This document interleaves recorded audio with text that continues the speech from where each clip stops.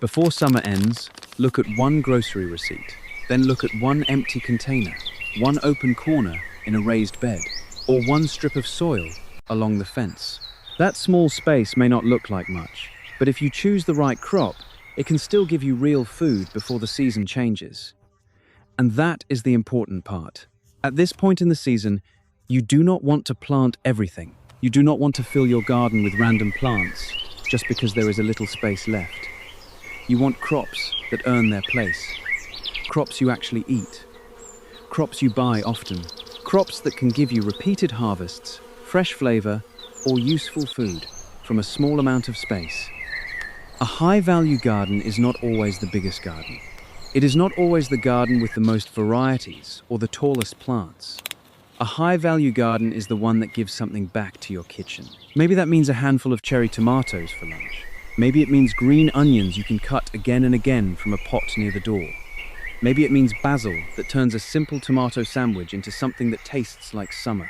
Maybe it means a row of carrots or beets that waits quietly in the soil until the weather cools down. Before summer ends, the question is not just what can still grow. The better question is what is still worth the space. So, in this garden, we are looking at 15 high-value food crops that are worth considering before summer slips away. Some are valuable because they are expensive to buy. Some are valuable because they grow quickly. Some are valuable because they keep producing.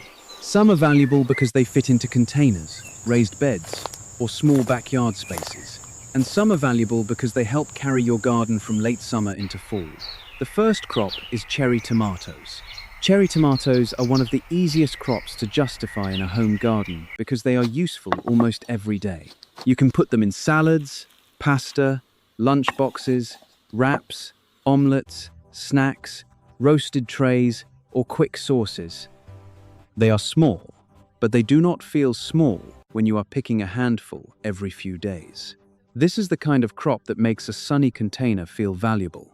One plant in a large enough pot with steady water, good sun, and support can become a little harvest station right outside the kitchen. You do not need a perfect farm row to enjoy them. A sunny patio, a sturdy container, and a healthy transplant can be enough to make the space feel alive, but timing matters. If summer is already moving toward its end, do not start cherry tomatoes from seed unless you live in a very warm climate with a long season ahead. In many parts of the US, the smarter choice is to use a healthy transplant that already has strong roots and some size. Look for a compact or patio-friendly variety if you are growing in containers, and give it a pot that is not too small. A tiny pot dries out fast, heats up fast, and makes the plant work harder than it should. Cherry tomatoes are high value because they combine three things. They are often not cheap to buy, they are used often, and they can be harvested in small amounts right when you need them. That last part matters. A garden does not have to give you a giant basket every day to be useful. Sometimes the real value is walking outside and picking exactly what you need for one meal. If you only have one sunny container, cherry tomatoes may be one of the first crops to consider. The second crop is slicing tomatoes. Slicing tomatoes are the classic kitchen tomato. These are the tomatoes you want for sandwiches, burgers, thick summer salads, tomato toast, fresh salsa, and simple sauces. They take more patience than cherry tomatoes, and they may need more support. But for many gardeners, they are still one of the most emotionally satisfying crops to grow.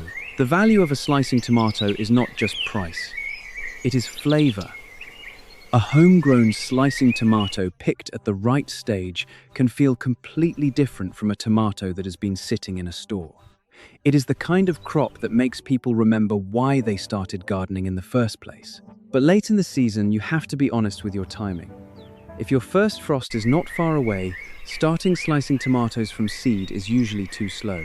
Even buying a tiny transplant may not be enough if the plant has no time to flower, set fruit, size up, and ripen. This is where local timing matters. If you garden in a warm zone, you may still have a longer window.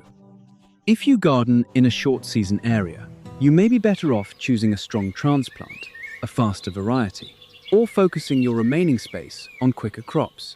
In containers, Choose compact or determinate types when possible. Give the plant a deep pot, steady moisture, and support before it gets heavy.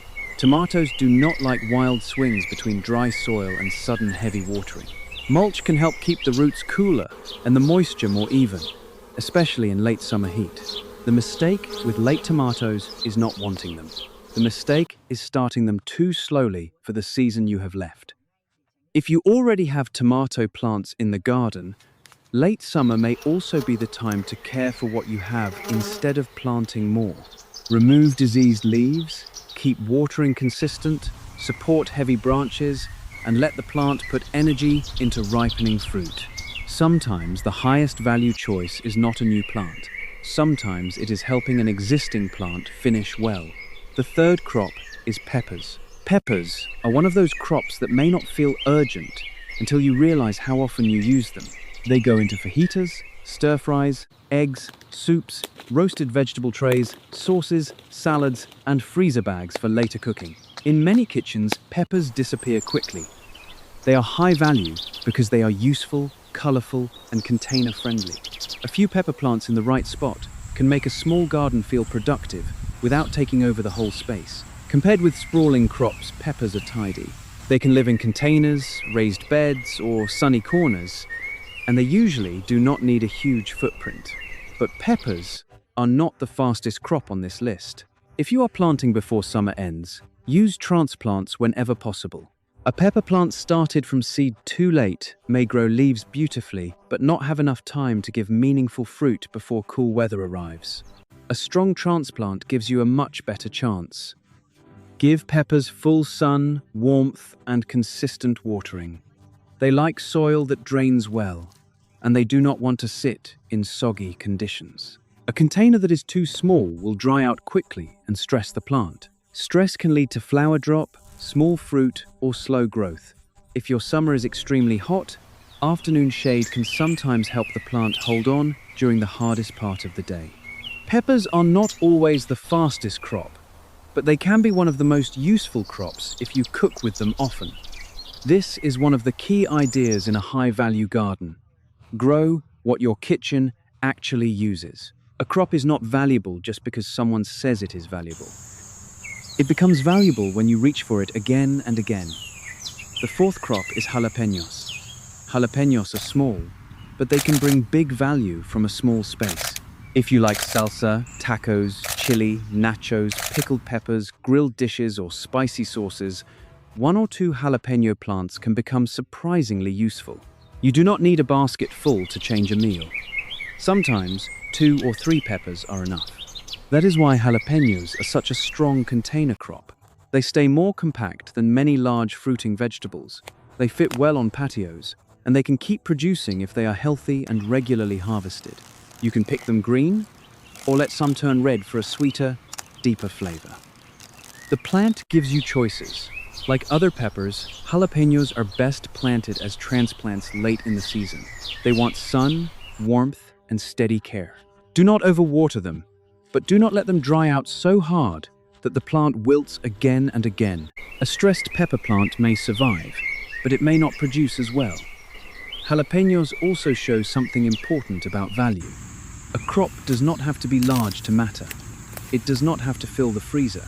If it adds flavor to meals you already cook, it can be worth the space.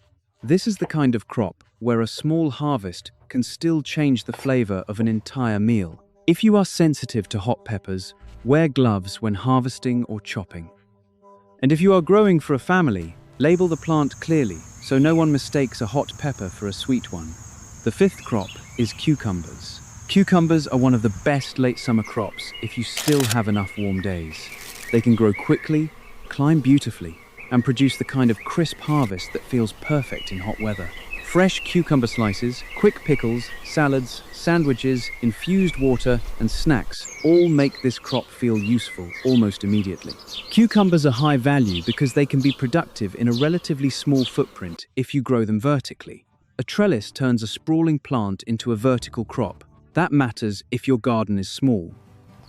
Instead of letting the vines run across the ground, you can guide them upward and keep the fruit cleaner, easier to find, and easier to harvest. If your season is long enough, cucumbers can be direct sown into warm soil. If time is tighter, transplants may help, but be gentle with the roots, because cucumbers do not love being disturbed. Choose bush or compact types for containers, and choose vining types if you have a strong trellis. The biggest mistake with cucumbers in late summer is inconsistent water. Cucumbers grow fast, and their fruit is mostly water. If the soil dries out too much, the plant suffers quickly. Mulch helps. Deep watering helps. Picking regularly also helps because overgrown cucumbers can slow the plant down. Cucumbers can feel almost too productive when they are happy, but they punish dry soil quickly. If you are growing in a container, do not choose a tiny pot.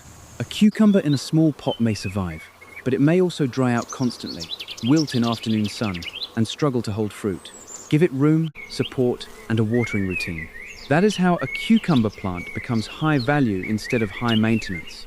The sixth crop is zucchini. Zucchini has a reputation for abundance, and in the right conditions, that reputation is earned. A healthy zucchini plant can produce food that goes into sautéed dishes, grilled meals, bread, fritters, pasta, soups, and freezer bags. It is one of the crops that can make a garden feel like it is truly feeding you. But zucchini is not a small space miracle unless you choose carefully. It needs room. The leaves get large, the plant needs airflow, and the roots need enough soil to support fast growth. If you try to force zucchini into a tiny container, it may become more frustrating than valuable. For raised beds, zucchini can be excellent if you give it a corner or edge where it can spread without shading everything else. For containers, choose a very large pot and look for compact or bush varieties. Give it full sun, rich soil, steady water, and space for airflow. Harvest zucchini when the fruits are still tender. Do not wait until they become huge unless you have a specific use for oversized zucchini. Smaller fruits are usually better for everyday cooking, and regular harvesting encourages the plant to keep producing. Late in summer, watch for pests and disease. Squash bugs, vine borers in some regions, powdery mildew, and heat stress can all show up. A plant can still be valuable, but only if you check it often. Look under leaves, water at the base, and remove damaged leaves when needed. Zucchini is high value only when you give it enough room to work. In a tiny pot, it becomes a struggle. This is a good reminder that high value does not mean every crop belongs in every garden. A cherry tomato can make sense in one container. Basil can make sense in a small pot. But zucchini needs more space. If you have that space, it can reward you. If you do not, choose something that fits better. The seventh crop is green beans. Green beans are one of the best examples of value through speed. They are not always the most expensive vegetable in the store, but in the garden they are quick, useful, beginner-friendly, and satisfying. They can go from seed to harvest faster than many fruiting crops, and they can produce multiple pickings if you harvest regularly. Bush beans are great for raised beds and containers because they stay compact and do not need a tall trellis. Pole beans take longer in some cases, but they grow vertically and can produce over a longer period if the weather stays warm. If space is tight, vertical growing can make pole beans a smart choice. If you want a faster, simpler crop, bush beans are often easier. Green beans like warm soil. They are usually direct sown, and they do not need complicated transplanting. Plant a small batch, then plant another small batch later if your season allows. That is succession planting, and it is one of the simplest ways to avoid getting one big harvest and then nothing. Pick beans when they are young and tender. If you leave too many mature pods on the plant may slow down because it thinks its job is finished. Regular picking keeps the plant working. Green beans are one of the best examples of a crop that gives value through speed, not just price. They also fit the emotional side of gardening. Beans sprout clearly, grow quickly, flower, and set pods in a way that feels encouraging. For new gardeners, that matters. A crop that builds confidence has value too. The eighth crop is basil. Basil may be one of the most high-value crops in the entire home garden, not because it fills a basket by weight, but because it changes meals. A small container of basil can replace repeated little purchases from the store, and store-bought basil can be expensive, delicate, and quick to wilt. Fresh basil turns tomatoes into a salad, pasta into a summer meal, sandwiches into something brighter, and simple vegetables into something that tastes intentional. It is one of those crops that makes a garden feel connected to the kitchen. Basil is also beginner-friendly if you give it warmth, sun, and regular harvesting. It grows well in containers, raised beds, and small sunny corners. You can keep a pot near the kitchen door, on a patio, or in a sunny garden bed. The key is to pinch it. Do not just pull random leaves from the bottom while letting the top stretch tall and flower. Pinching the growing tips encourages branching, and more branches mean more leaves. If basil starts flowering, the plant may shift energy away from leaf production. You can pinch off flower buds to keep it leafy longer. Basil may not fill a harvest basket by weight, but it can make a simple meal taste like summer. Late in the season, basil still makes sense in warm areas, especially if you use transplants or already have plants growing. In cooler areas, it will not love cold nights, so enjoy it while the weather is warm. Harvest and preserve extra leaves if you have them. You can freeze basil in oil, make pesto, or dry it, depending on how you cook. This crop teaches one of the best lessons in high-value gardening: flavor counts. A garden is not only valuable because it produces pounds of food, it is valuable when it improves the food you already eat. The 9th crop is cilantro. Cilantro is a different kind of herb. It is incredibly useful in salsa, tacos, soups, rice bowls, salads, curries, and many Mexican, Asian, and Middle Eastern dishes. But cilantro has one challenge that frustrates gardeners again and again: heat. Cilantro does not behave like basil. Basil loves summer warmth. Cilantro often wants cooler conditions. When the weather is too hot, cilantro may bolt quickly, sending up flowers and seeds before you get the leafy harvest you wanted. That does not mean cilantro is impossible. It means you have to time it better. Before summer ends, cilantro can be a smart crop if you plant it in small batches and protect it from harsh heat. Try morning sun with afternoon shade, or plant as the weather begins to cool. Keep the soil evenly moist and avoid letting young seedlings bake in hot, dry conditions. Cilantro is high value because many people buy it in bunches, use a little, and then watch the rest wilt in the refrigerator. Growing small patches at home can give you fresher leaves right when you need them. Even if each planting is not huge, the usefulness is real. Cilantro is not hard because it is delicate. It is hard when we ask it to behave like a heat-loving summer crop. If it bolts, do not treat that as a total failure. The flowers can attract beneficial insects, and the seeds are coriander. But if your goal is leaves, succession planting is your friend. Sow a little, then sow again later. Small, repeated plantings are better than one big planting that bolts all at once. The 10th crop is lettuce. Lettuce is one of the most practical crops for a high-value garden because it is something many families buy again and again. Salad greens can add up quickly, and they can spoil quickly in the refrigerator. A container of lettuce near the kitchen can give you fresh leaves when you need them, without buying a whole bag that may go slimy before it is finished. But lettuce is not a heat-loving crop. Late summer can be tricky. If you plant lettuce in full, brutal sun during the hottest part of the season, it may struggle, turn bitter, or bolt. That does not mean lettuce is off the list. It means you need to grow it intelligently. Choose heat-tolerant varieties if the weather is still hot. Use shade cloth, afternoon shade, or containers that can be moved into gentler light. Sow small amounts at a time.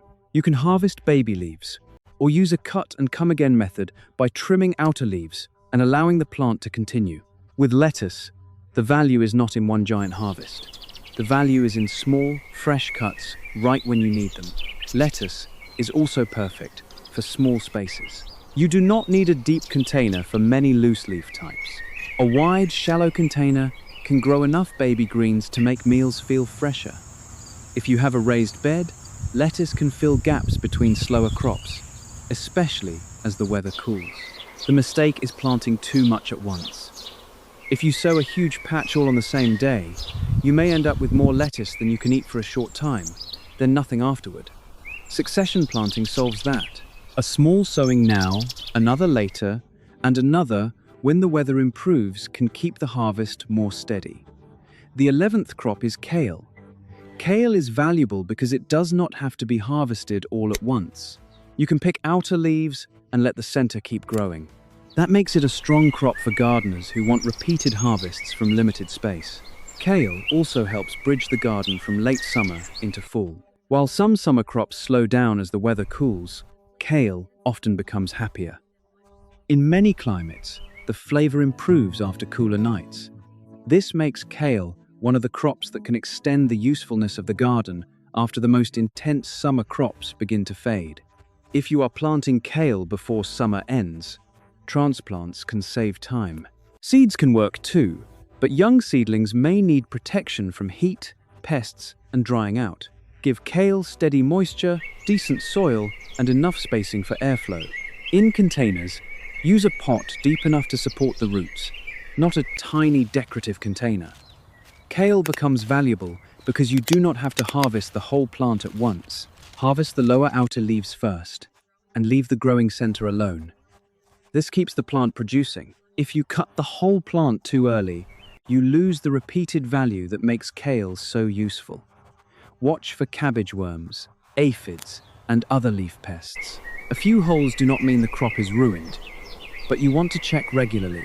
Younger plants can be protected with row cover if pests are heavy in your area. Kale may not be the crop that excites everyone at first glance, but it belongs in a high-value garden because it is dependable, nutritious, and generous over time. The 12th crop is spinach. Spinach is another cool season green, but it is more sensitive to heat than kale. That means timing is everything. If you try to force spinach into the hottest part of late summer, you may be disappointed. But if you wait for cooler conditions, keep the seedbed moist, and plant in small batches, spinach can become one of the most useful greens of the fall transition. Spinach is high value because it is versatile. It can be eaten fresh in salads, added to smoothies, stirred into soups, folded into eggs, cooked down with garlic, or added to pasta and rice dishes. A small patch can disappear quickly in the kitchen, which is exactly why it can be worth growing. Spinach is not a crop to force into brutal heat. It is a crop to time well.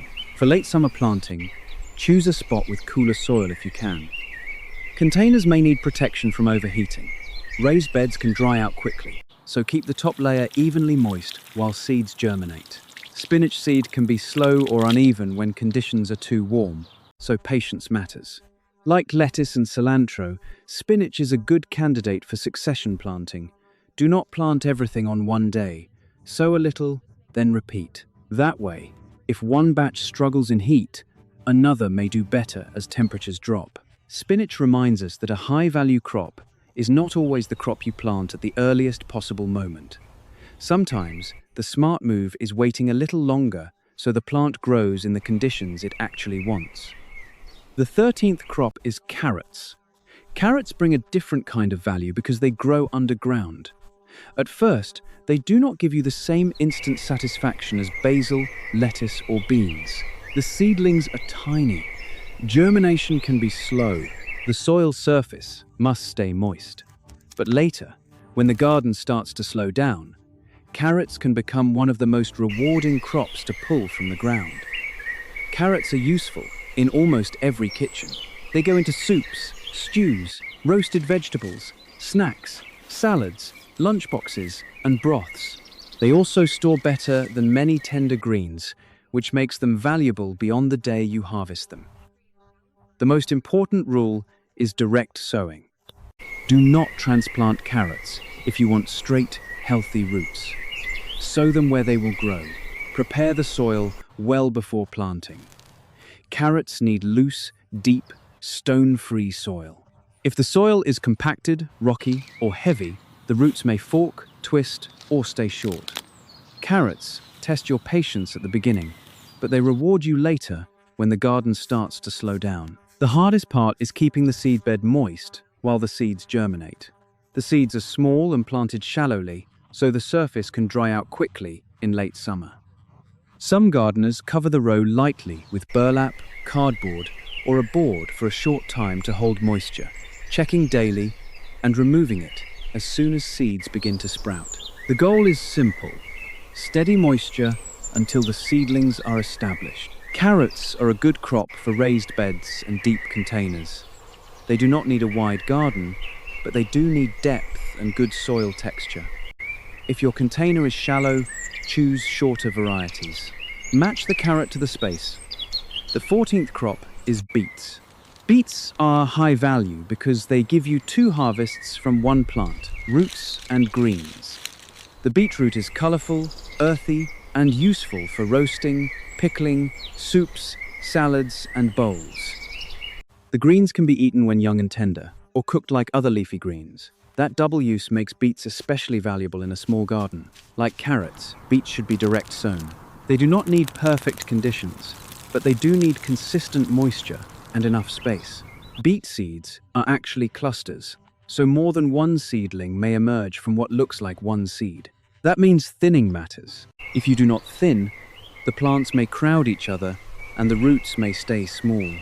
Beets are one of those crops where the value is not only under the soil, the greens matter too. Late summer is a good time to think about beets for fall harvests. They can handle cooler weather better than many summer crops, and they bring color to the garden when tomatoes and cucumbers may be slowing down. If you harvest some young greens while thinning, you get a small early benefit before the roots are ready. Give beets loose soil, regular moisture, and enough light. In very hot weather, germination can be uneven, so keep the seed bed from drying out. A light mulch after seedlings are established can help. Beets are not always the first crop beginners think of, but they deserve a place in a high-value list because they are efficient. Leaves above, roots below, and good use in the kitchen. The 15th crop is green onions. Green onions may be the simplest crop on this list, but they are one of the most useful. They do not have the drama of tomatoes or the abundance reputation of zucchini. They do not climb like cucumbers or hide underground like carrots, but they show up in meal after meal. Eggs, soups, stir-fries, rice bowls, noodles, tacos, baked potatoes, salads, dips, and quick dinners all become better with a little green onion. This is exactly what high-value gardening is about: growing what you reach for often. Green onions are excellent for containers. A long, narrow planter can hold a useful amount. They do not need the same space as tomatoes or squash. You can grow them near the kitchen, cut what you need, and let some regrow depending on how you harvest and how healthy the plants are. Green onions prove that a crop does not have to be dramatic to be valuable. It just has to be useful again and again. They are also good for succession planting. Start a small batch, then start another. That way, you have young onions coming along instead of one planting that gets used up all at once. You can direct sow, transplant starts, or in some cases, regrow the base from store-bought green onions. Those seed or starts usually give you a more planned garden crop. If your garden space is limited, green onions deserve serious attention.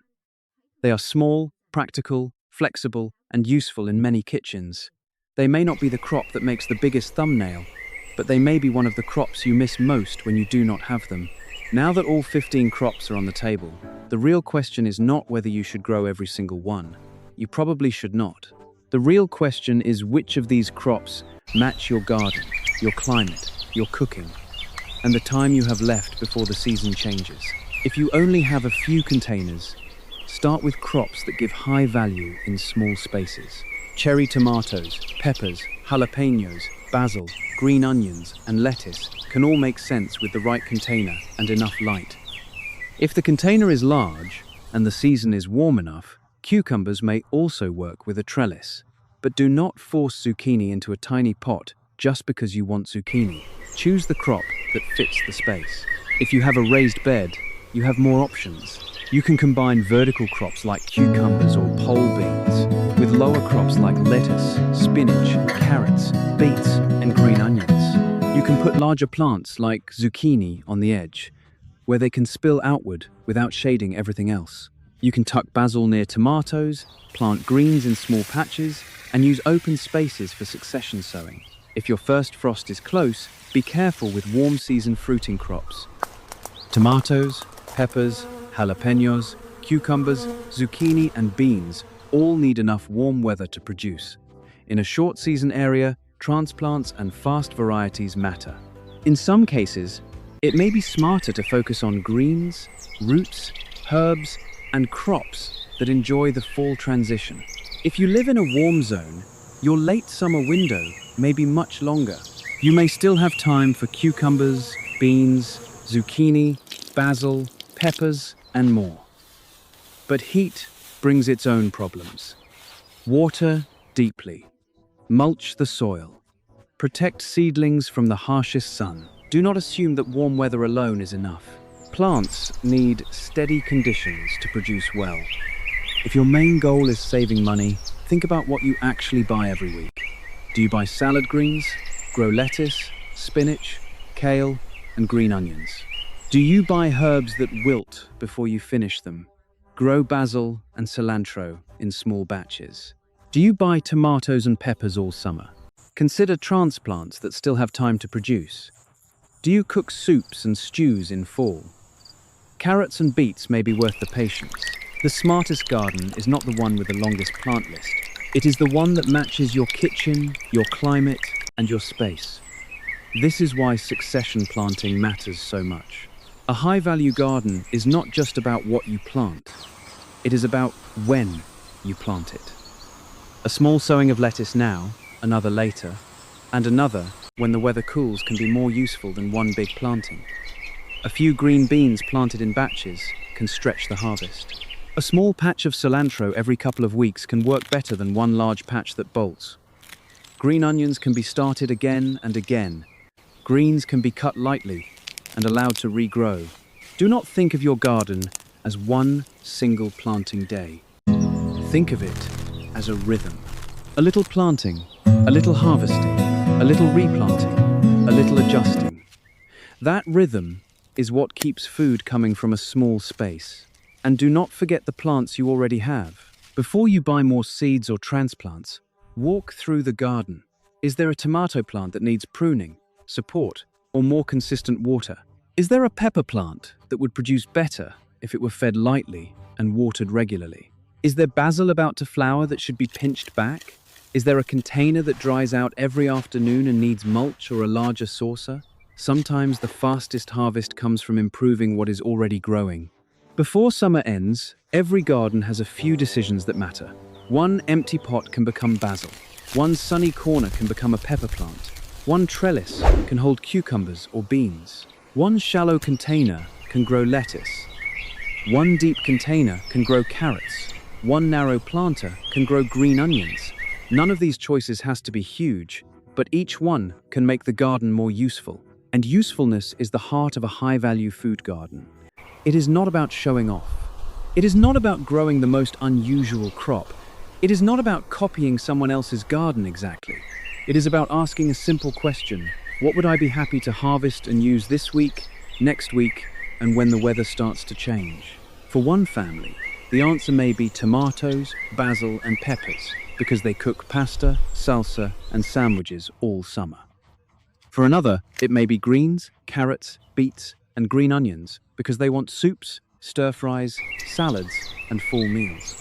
For another, it may be cucumbers, zucchini, and beans, because they still have heat and space and want quick production. That is why the best crop is not always the biggest crop. It is the one that gives you the most useful food from the space you already have.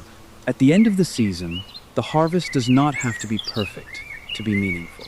A bowl of cherry tomatoes, a few peppers, a cucumber, a handful of basil, some green onions, and a few fresh greens can change a meal. A row of carrots or beets waiting for cooler days can make the garden feel like it is still working for you. A container of lettuce near the door can make lunch fresher. A pot of herbs can make simple food feel special. That is the payoff, not a perfect garden, not a promise that you will replace the grocery store, just a smarter garden. A garden that gives back in the ways you actually notice. So before summer ends, do not just fill the garden. Fill it with crops that can feed you back. Choose the plants you eat often, the plants you buy often, the plants that fit your space, and the plants that still have time to give something real. Because even late in the season, one good choice in one small space can become food on the table.